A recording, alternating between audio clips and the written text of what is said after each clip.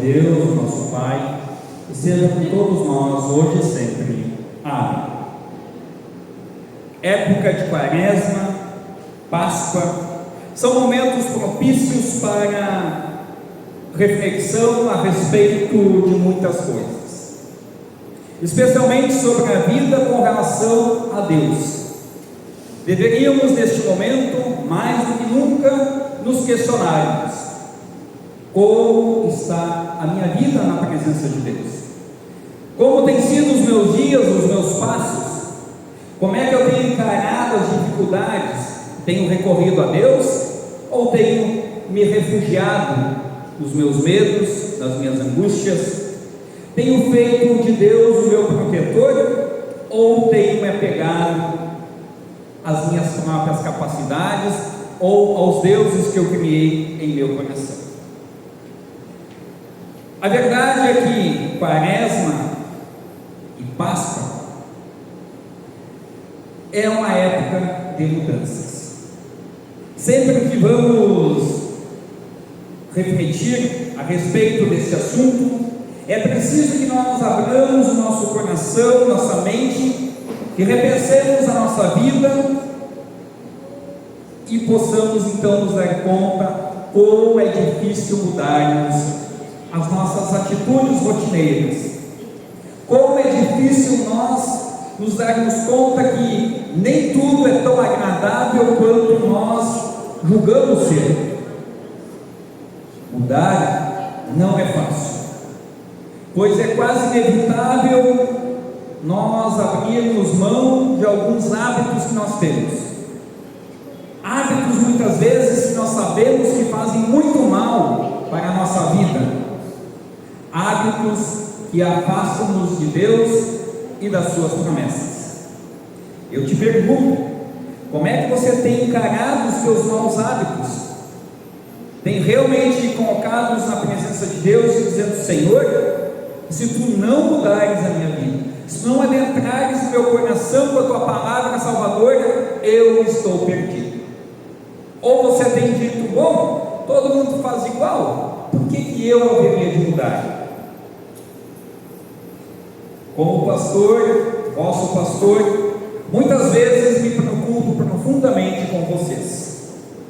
Muitas vezes chego a perder o sono, pois vejo nas nossas atitudes uma postura que não corresponde ao ser transformado que você é, por causa da palavra, por causa do batismo que você já recebeu em nome do Pai, do Filho e do Espírito Santo. Talvez você diga: bom, mas eu sou assim, para que mudar? Fulano é desse jeito, ciclano, por outro lado, é daquele jeito.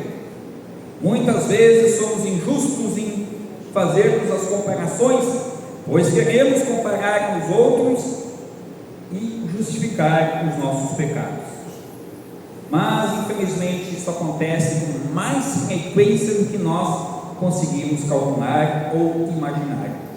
Talvez neste momento você esteja olhando, pensando quem está na igreja e pense assim: uau, como ele está vestido, como ele tem se comportado, como é que ele tem vivido a sua vida? Ah, mas eu sou melhor do que fulano, pelo menos ciclano. Apontamos facilmente os dedos para os nossos semelhantes, e não só o dedo, mas a mão inteira, o braço inteiro, para justificar os nossos pecados. E aí chegamos à conclusão: tem gente pior do que nós. E aí nós nos confortamos e nos sentimos em paz com o nosso pecado e achamos que tá bom assim, afinal de contas eu sempre fui desse jeito. Mesmo que às vezes você receba uma recomendação do vosso pastor para que mude de vida, de atitude, você diz assim: bom, mas eu sempre fui assim. Cuidado! Se o vosso pastor, que foi chamado para a congregação, te chama a atenção para que você mude de postura, provavelmente tem um fundamento essa orientação, a não ser que ele faça isso sem base bíblica. Mas vocês, me conhecendo, podem observar que todas as vezes que eu recomendo é em amor cristão e com base na palavra de Deus, para que vocês mudem e vivam uma vida eficazmente fundamentada na palavra. Depois da autoavaliação, fica-nos a pergunta: que diferença Jesus tem feito na minha vida? Que diferença Jesus tem feito na sua vida neste ano? Ou está que nem no ano passado? Se está que nem no ano passado, cuidado. Você pode estar em uma maresia, uma bonança de tranquilidade e estar sendo engolido pelos teus próprios pecados.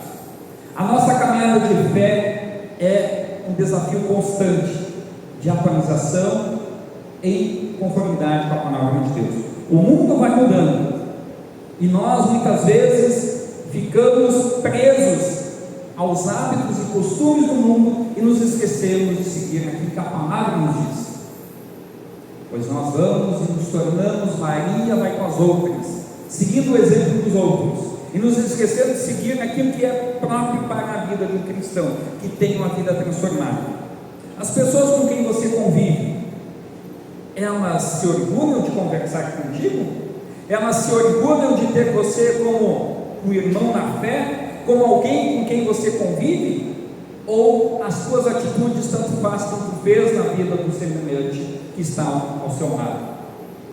Na sua família, as pessoas têm te elogiado, dizendo que bela postura, que belo exemplo cristão que você está dando, ou simplesmente ninguém fala nada? No mundo conturbado, sem bases, sem raízes sólidas, se até mesmo os nossos familiares não nos apontam, dizendo que belo exemplo de vida de fé nessa sociedade conturbada, cuidado. É preciso sempre nós nos questionarmos e nos autoavaliarmos, não para que sejamos elogiados pelos outros, mas para que nós estejamos antenados e percebamos que nós não venhamos a cair na mesmice que o mundo está longe de Deus. Se para responder precisamos fazer alguma comparação, sugiro hoje observarmos a vida de uma pessoa que o contato com Jesus fez grande diferença e muitas mudanças. Ele é irmão, vamos olhar na perspectiva bíblica, ele é irmão de Tiago e junto com ele recebeu o apelido de Boanerges, que quer dizer filhos do trovão. É o que nos lembra, por exemplo, Marcos 3,17, porque era impetuoso quando jovem, ao ponto de pedir a Jesus se eles podiam mandar descer fogo do céu para acabar com o povoado de Samaria, que não quis receber Jesus. Talvez você recorde essa passagem, que eles, ao ver que Jesus é rejeitado, Senhor, queres que nós mandemos que venha fogo do céu para consumir este vilarejo? Talvez você já pensou assim a respeito de alguma pessoa, do tipo, que bom que essa pessoa não existisse mais. Esse homem, filho de Zebedeu e Salomé, provavelmente primo de Jesus, esse pescador, largou tudo para seguir a Cristo. Ele mesmo afirma ter sido testemunha ocular de Jesus, também designado como apóstolo. Certa vez os demais apóstolos ficaram com raiva dele e do seu irmão, porque junto com sua mãe foram pedir um lugar de honra ao lado de Jesus. Eles queriam ter algumas vantagens por serem seguidores de Jesus. A verdade é que ele, Tiago e Pedro eram amigos íntimos de Jesus. Na ceia sentou-se ao lado do Senhor Jesus e é tido como aquele a quem Jesus amava. Seguiu o mestre no palácio do sumo sacerdote, no local da crucificação. Na manhã da ressurreição correu com Pedro até o túmulo e à tardinha viu o Salvador ressurreto. Sua vida foi uma vida com grande turbulência por ser servo de Deus. Após o Pentecoste, preso com Pedro por pregar a respeito de Cristo ressuscitado, esse homem manteve-se firme quando foi advertido para que não mais falasse a respeito do Senhor. Reconheceu Paulo como um companheiro de missão. Cabe lembrar que o apóstolo Paulo anteriormente perseguia a igreja, Mas quando esse servo tem um contato com o Senhor Jesus na estrada para Damasco, ele foi transformado pelo próprio Cristo. Segundo a história, ele foi banido por Dominiciano para a ilha de Patmos. Imagino que agora você vai dizer: bom, já sei quem é. Sim, estamos falando de João. João, aquele que antes, digamos, autenticamente querendo ter algumas vantagens por ser servo de Deus, agora pode testemunhar a respeito de Deus. João é esse homem do qual estamos falando até agora. Alguém que teve a vida transformada por Jesus. E talvez você possa se perguntar: o que eu posso fazer para ser transformado por Jesus se ainda não fui? Mas eu acredito que você sim já é. Basta apenas se dar conta disso, colocar em prática essa nova vida em Cristo Jesus. Realmente, de pescador de peixes, tornou-se um grande pescador de homens. Pessoas que antes viviam longe de Deus, agora são, por causa da mensagem, trazidas para a presença do próprio Senhor Jesus. O tempo, o contato com Jesus e os seus ensinamentos moldaram o Filho do Trovão e o tornaram o autor do Evangelho, que é conhecido como o Evangelho do amor de Deus. Este Evangelho que tem como propósito confirmar e fundamentar a fé no Messias, o Filho de Deus. O texto hoje podemos ver, por exemplo, em João capítulo 20, versículo 30 e 31. Jesus fez diante dos discípulos muitos outros milagres que não estão escritos neste livro, mas estes foram escritos para que vocês creiam que Jesus é o Messias, o Filho de Deus, e para que, crendo, tenham vida por meio dele. Com esse objetivo, aquele homem tido por Jesus como Filho do Trovão escreveu por ordem do Senhor, conforme nós lemos em Apocalipse há pouco tempo atrás, as 7 igrejas, anunciando que Jesus, o Alfa e o Ômega, está sempre junto com o seu povo, amparando e sustentando o seu povo em todas as suas necessidades, lembrando que ele está vivo, ressurreto. O livro de Apocalipse, escrito por João, eu sempre digo que muitas vezes é um livro incompreendido por grande parte dos cristãos, pelo simples fato: nós não o lemos com devoção e com afinco. Se nós o lêssemos, entenderíamos muitas outras coisas além do texto do livro de Apocalipse.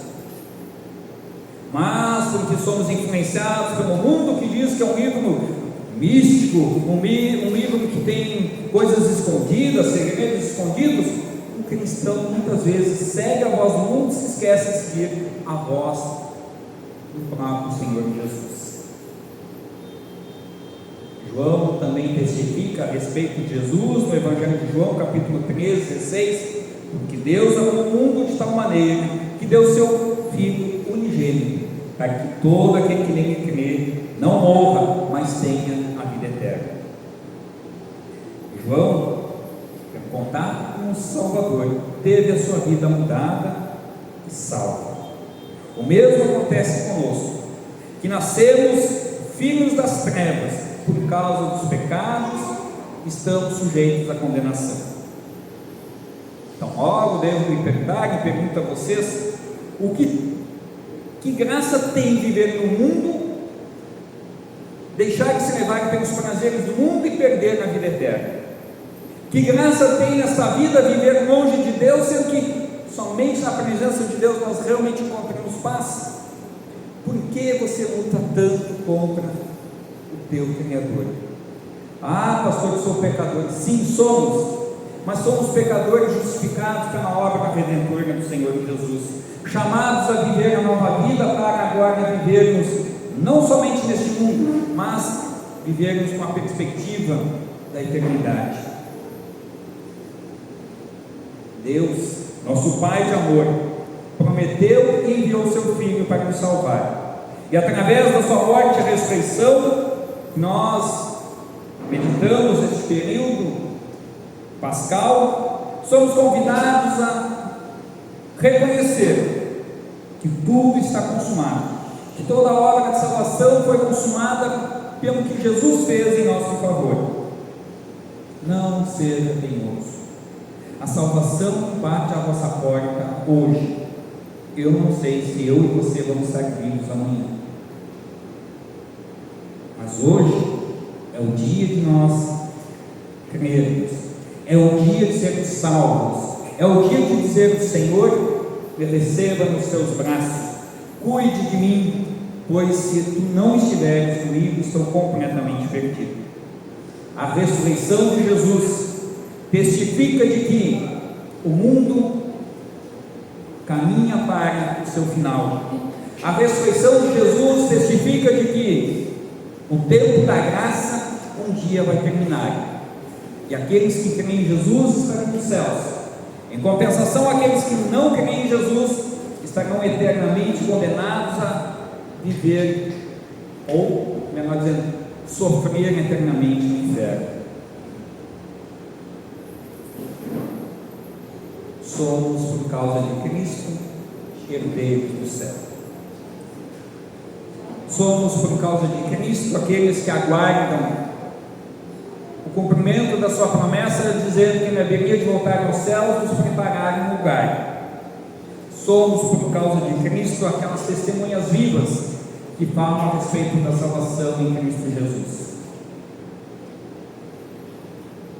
Quero te convidar, reflita sobre tudo isso, busque com sinceridade utilizar o seu tempo, os seus bens, os seus talentos, os seus dons, para trabalhar pela tua igreja, para ser um cristão que as pessoas olhem e possam dizer: que belo exemplo de servo de Deus.